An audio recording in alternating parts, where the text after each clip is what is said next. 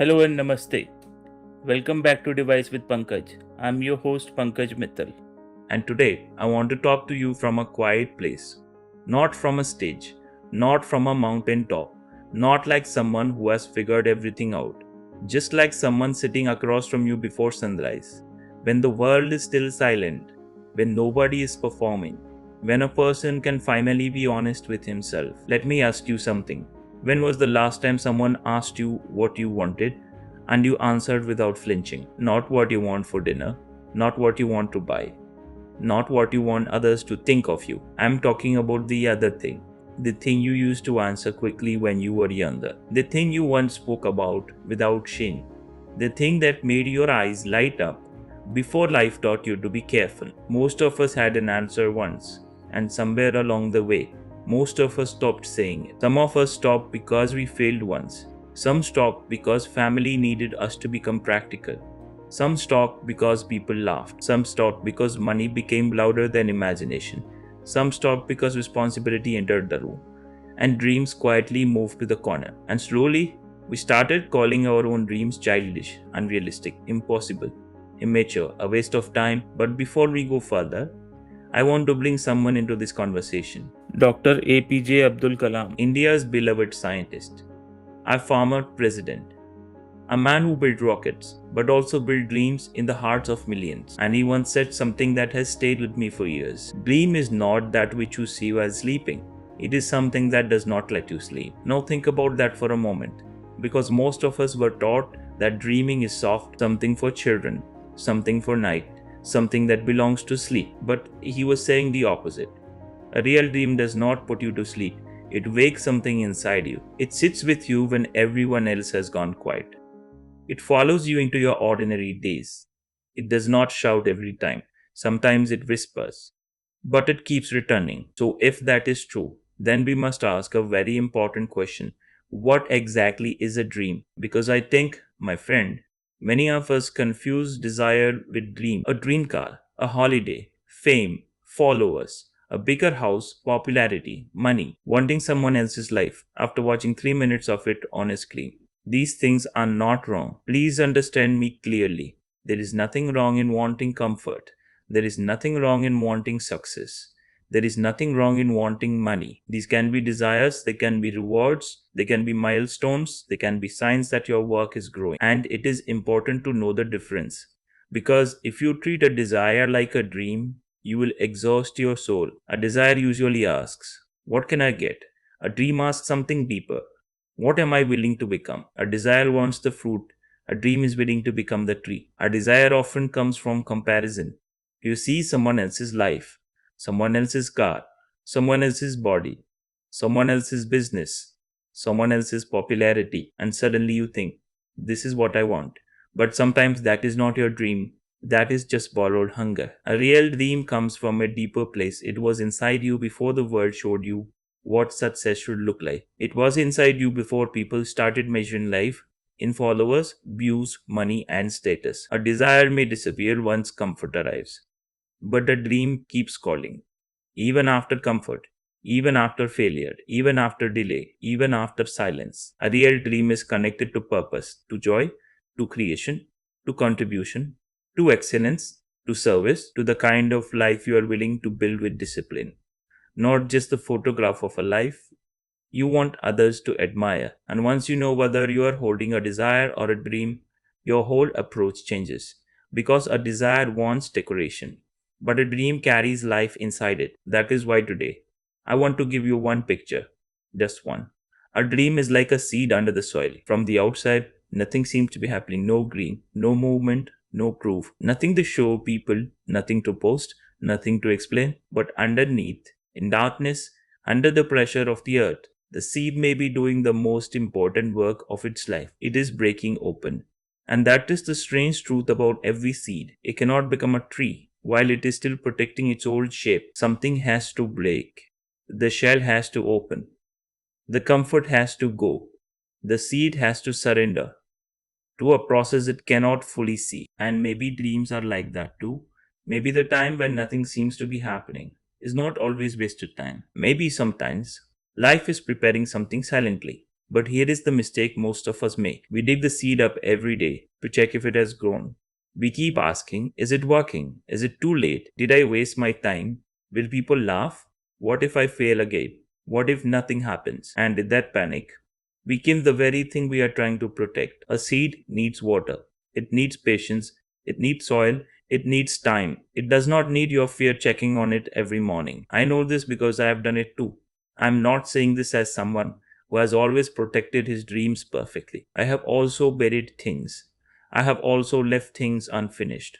I have also looked at something I once loved and thought, maybe the time has passed. This podcast itself was one of my buried seeds.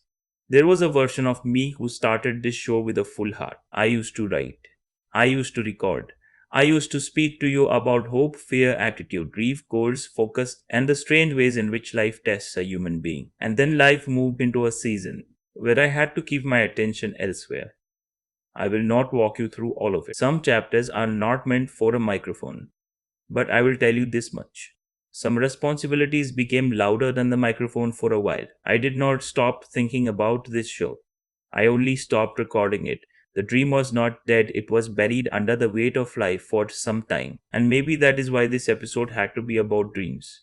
Because sometimes the thing you are speaking about is also the thing you are returning to. So let me ask you, my friend, what buried your seed? Maybe it was not one big tragedy. Maybe it was smaller. A teacher who did not believe in you, a parent who meant well but asked you to choose something safe, a friend who laughed at your idea, one failure that became bigger in your mind than all your courage, a financial problem, a broken relationship, a responsibility that arrived too early, or maybe just tiredness. That deep tiredness where a person does not even have the energy to dream. But listen to me carefully. None of these things prove that your dream is dead. They only prove that life became heavy. And heavy soil does not mean the seed is gone. There is a story I want to share with you, and I will keep it simple. In the desert near the Dead Sea, ancient date palm seeds were found, seeds that had been lying silent for almost 2000 years. For any ordinary person looking at them, they would have seemed finished, dry, old, useless. But later, scientists planted one of those seeds and it grew. They named that palm Methuselah after the oldest man in the Bible. It was a male date palm. Later, other ancient seeds were also revived, and with pollen from that palm, some of those ancient palms even have to bring fruit again. But for today, we do not need to turn this into a science lecture. One truth is enough. Something that looked finished was only waiting for the right season. So when I say that the dream you buried years ago may not be dead, I am not saying it only to comfort you. I am saying it because sometimes life hides things better than it kills them. Maybe your dream is still there, not in the exact form you first imagined, not with the same innocence, not with the same childish excitement, but maybe it is still there, waiting for a more mature version of you to return. Because dreams also grow in silence. A dream at 18 may be full of excitement. A dream at 30 may be full of responsibility. A dream at 40 may be full of wisdom. The shape may change. Maybe the boy who wanted to sing becomes the man who writes songs. Maybe the girl who wanted to become an actress becomes a storyteller. Maybe the person who wanted to build a company first learns how to rebuild himself. Maybe the dream does not disappear. Maybe it evolves. A seed does not look like a tree, and a tree does not look like the seed it came from. But the life inside is connected. Now, let me be honest with you. A dream alone is not enough. And I think this is where a lot of motivational talk cheats people. People say, yes, believe. People say, dream big. People say, the universe will make it happen. But my friend, a seed does not grow just because you stand over it and believe loudly. It needs water, it needs care, it needs soil, it needs sunlight, it needs protection, it needs time. In human language, that means discipline, that means patience, that means courage, not the dramatic courage that looks good in a movie. I'm talking about the quiet courage of opening the same notebook again, sitting at the same desk again, learning the same skill again, showing up for 10 minutes when nobody claps, nobody puts that part on a poster.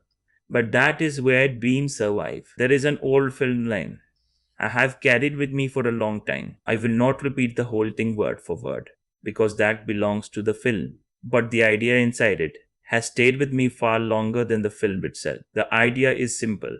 Life is not gentle. It does not ask your permission before it hits you. It can knock you down to your knees, and if you allow it, it can keep you there. But strength is not about how hard you hit life back. Strength is about how much you can pay, how many times you are willing to rise, and whether you can still keep moving forward after being hit. That idea has stayed with me for years. Not because it sounds cinematic, but because life has a way of proving it true. Again and again, not always inside a boxing ring, sometimes inside a room where nobody sees you fighting, sometimes inside a morning where you don't feel like getting up, sometimes inside a silence where you have to choose whether you are finished or only tired. And every time I think about dreams, this line becomes more powerful.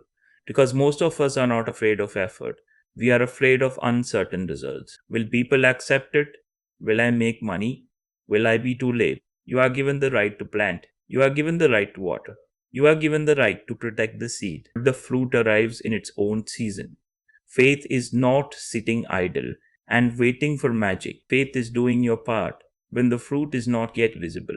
That is where the real test begins. So let us make this practical.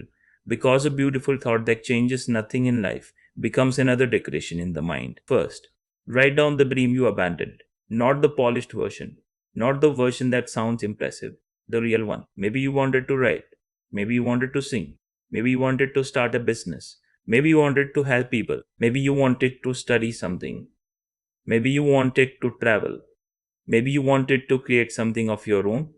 Write it down. A dream kept only in the mind becomes easy to deny.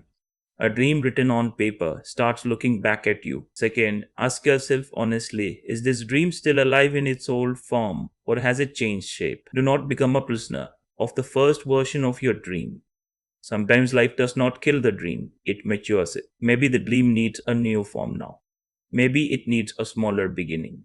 Maybe it needs a different path. Maybe it needs you to stop chasing the old image and start listening to the present truth. Third, stop discussing your seed with people who only know how to dig. You know who they are. Every time you speak, they tell you why it will not work. They call it concern, they call it practicality, they call it maturity.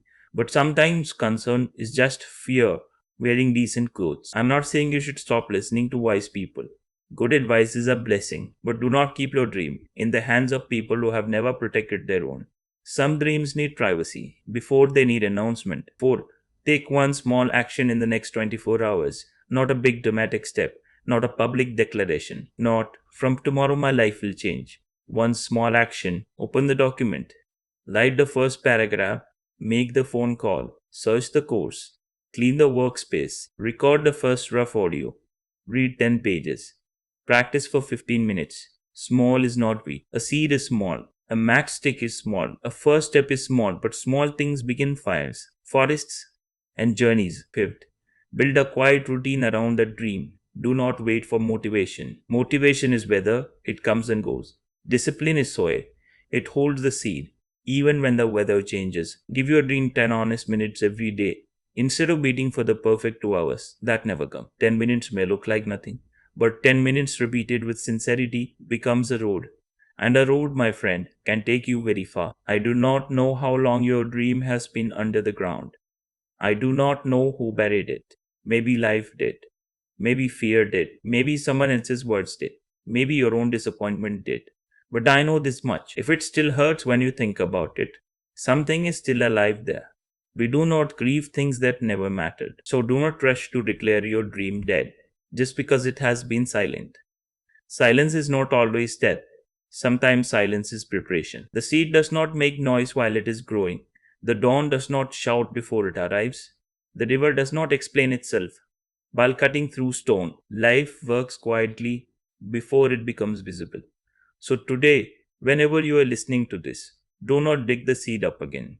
Just return to the ground where you left it. Stand there honestly. Say, I remember you. And then do one small thing. Water it. Before I let you go, I want to leave you with this.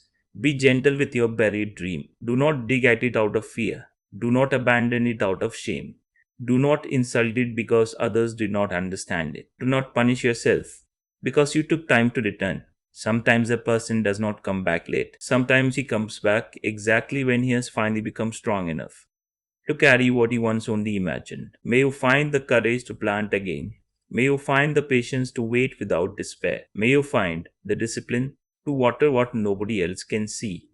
And may you find enough tenderness for yourself to forgive how long it took you to come back. With that, it is a wrap for today's episode. I will leave you with two songs for the road, Dream On and Wake Me Up. I will put both in the description for you. It's always a pleasure talking with all you wonderful people out there. Jai Shri Krishna.